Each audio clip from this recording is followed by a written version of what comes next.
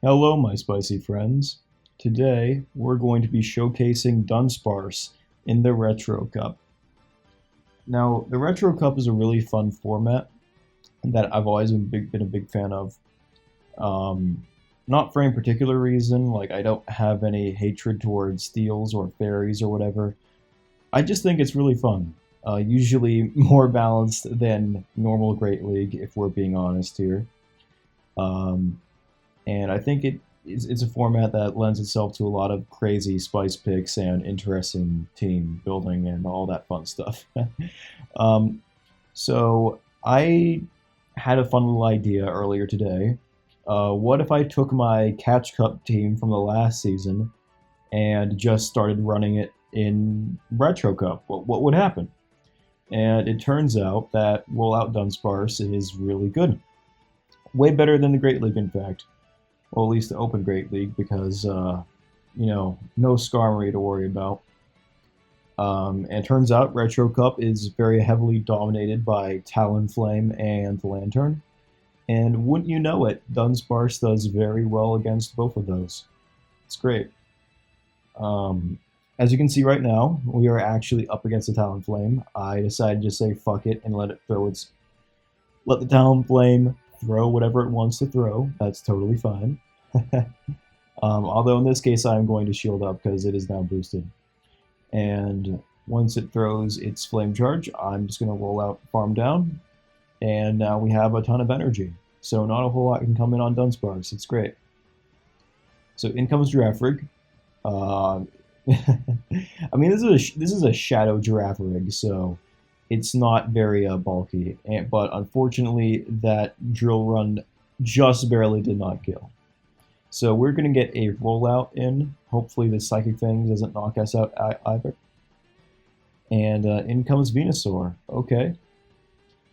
Clodsire is a tanky beast, so I'm just counting on it to survive this Frenzy Plant, which it should be totally fine with. Yeah, there we go.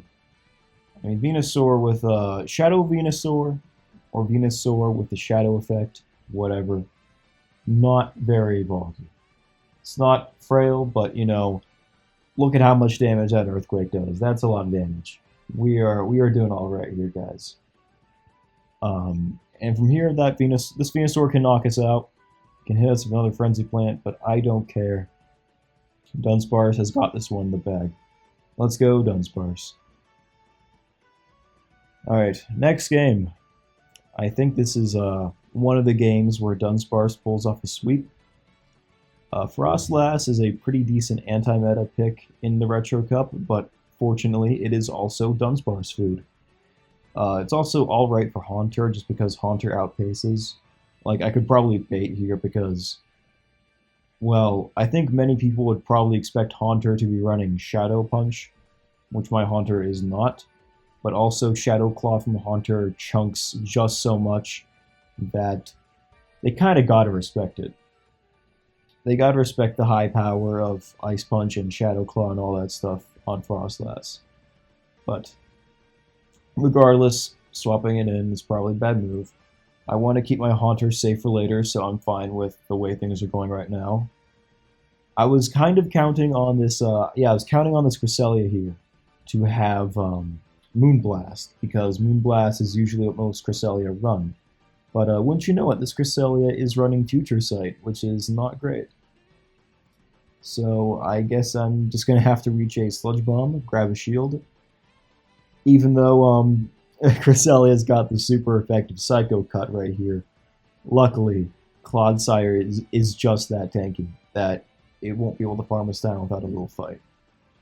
So ideally, I would love to get some farm in with Haunter, but Haunter is, again, super frail, super glassy. We don't really want Haunter to take any damage. So I'm fine just coming in on this Cresselia. And normally, Haunter is so glassy, doesn't even want to take a resisted attack, but this is Cresselia, and this is a non-same type attack bonus Grass Knot. Yeah, that's the term. So I'm fine with that, even though it does like 40%. Oh man. Anyway, look at how much damage that Ice Punch does. We definitely outpace her. Just barely. I don't think this Haunter is particularly bulky. I just caught it last season. I'm pretty sure it was actually at the CP, and I thought, oh, that's a fun coincidence. I'll keep it around for PvP. And it just so happened to work out nicely for me. So this Noctowl just got the Sky Attack, as you can see. You're not blind, I don't think. Most of you aren't. And we are up one rollout on energy. Didn't want to get too greedy because this Noctowl has built up quite a bit of energy. And we're just going to take out the Froslass and the Cresselia. I am definitely counting on them to try to go for a catch there, which, you know, is totally fine. We have a shield and a ton of energy, so I can play fairly cautiously here, just try to go for a Rock Slide when they're least likely to expect it. Although in this case, we basically won the game already, but I didn't know if they actually had just rage quit the app or whatever, so I thought, whatever, they're not moving, maybe they just gave up. So it would be faster to just click Rock Slide there. And what do you know, it was. Anyway, next game. What do we got here, guys? We have a Talonflame in the lead. All right. Yeah, we are feasting, guys. Dunsparce gets another dub. Anyway, I'm going to go for a drill run here to get some chip on this Cresselia. And from there, Clodsire, as you've seen, does a pretty decent job against it. Yeah, this is looking pretty similar to last game. I think I'd try the exact same strategy, like come in, hope it's not a Future Sight Cresselia, and what do you know? It's a Future Sight Cresselia. Well, shit. Fortunately, they're going to go for a Grass Knot again, which I'm totally fine with. They can do whatever they want. I've just gotten in a lot of chip. That's fine. I mean, truth be told, if I get a lot of energy on this Cresselia with Haunter, that's not so bad either, because, you know, Ice Punch is neutral, Shadow Ball is the same type of attack bonus, and will probably do like 80% to Talonflame. So, we are still in a pretty good spot here, despite being in a technically losing matchup. If they want, yeah, they're going to go for Grass Knot again here, which I'm fine with. I mean, props to my opponent for running a shiny Cresselia, though. I think you only had like one chance at that, which is... So this is a pretty cool flex. I'm done. If I remember correctly. Whatever. I'll look that up later. I'm pretty sure I'm right. Anyway, they're going to go for a Grass Knot because, again, they are too low on energy to do anything. And in comes Talonflame.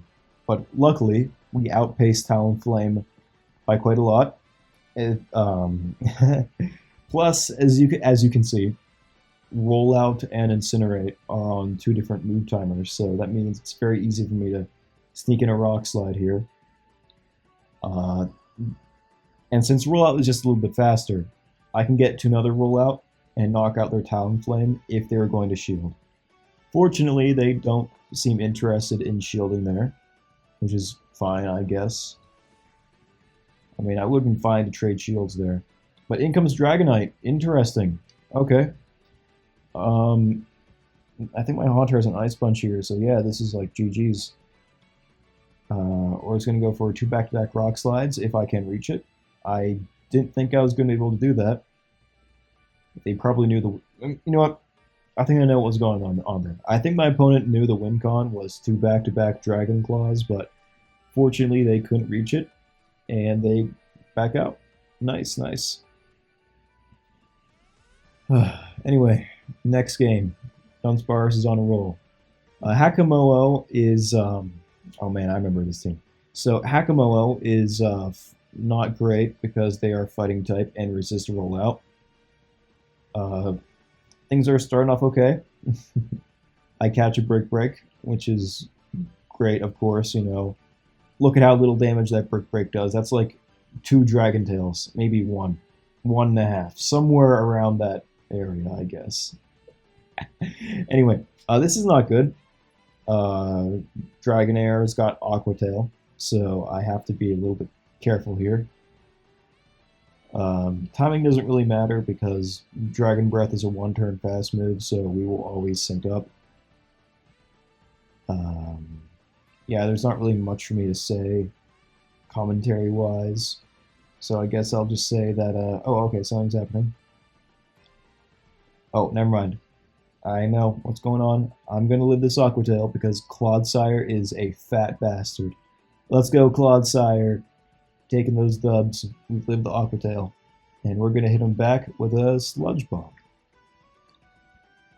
They shielded up. That's fine.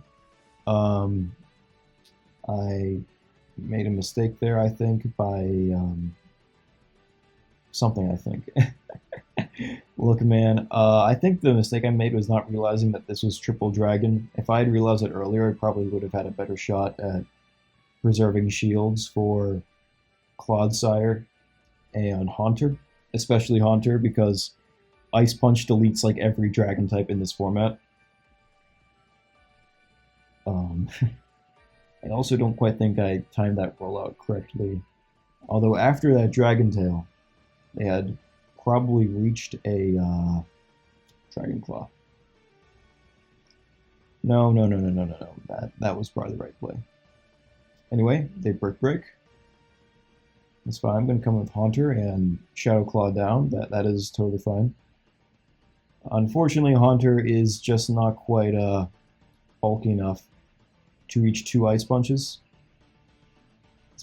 Especially since I believe this particular Triple Dragon team has a Shadow D-Knight in back. Oh wait, no, this is Druddigan.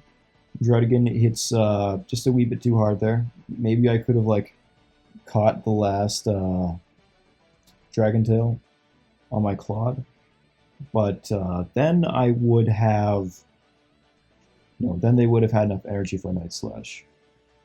I don't know. I probably could have won that one if I had realized what was going on, but luckily in this game, I don't make that mistake. I realize that, hey, here's a Haxorus, and they're going to bring in Altaria. I bet it's Triple Dragon, because Triple Dragon is really good in this format. I think some YouTuber made a video about it yesterday, and,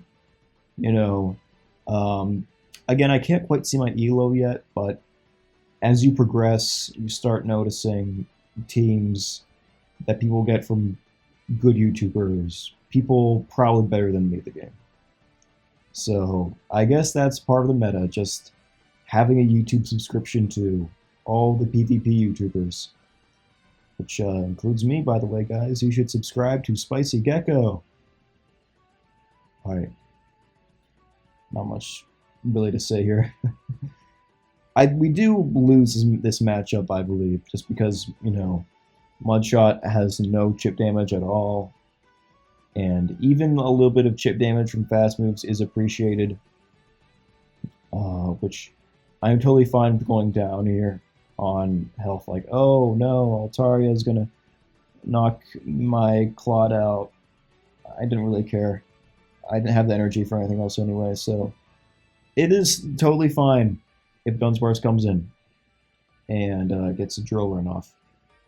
And Dunsparce is a bulky lad, so he is totally fine with taking a Breaking Swipe. I don't believe... Yeah, it's not guaranteed anymore. And as you can see, that might have actually just won me the match since the Breaking Swipe nerf. Rest in peace, Steelix. Although, funny little thing about the Breaking Swipe nerf is that Haxorus is now ranked higher on PvPoke than Steelix is. So, yeah, I guess Haxorus got the last laugh there after all. Anyway, we definitely want to shield that Breaking Swipe up. It would probably like one shot or 80% or something my Haunter. And I am totally fine here. We are doing great. We're going to kill this Dragonair with an Ice Punch. It's going to hit hard, but luckily we just barely outpace and get to a second Ice Punch. Not much else to say, guys. This is like, we are at the end of the game. Haxorus is going to counter us down, which is fine. And Dunsparce is going to just desperately try to reach a drill run, which is it's probably for the best. They didn't try to throw a Breaking Swipe. If they'd done that, they probably would have just straight up lost. Alright, well, that is the last game of this set. So, thank you all for watching, my spicy friends. I always enjoy getting to run Dunsparce in the Great League. I'm hoping Dunsparce drops someday so I can also run Dunsparce in the Ultra League because that'd be fun. Anyway, you all take care, and remember, stay spicy.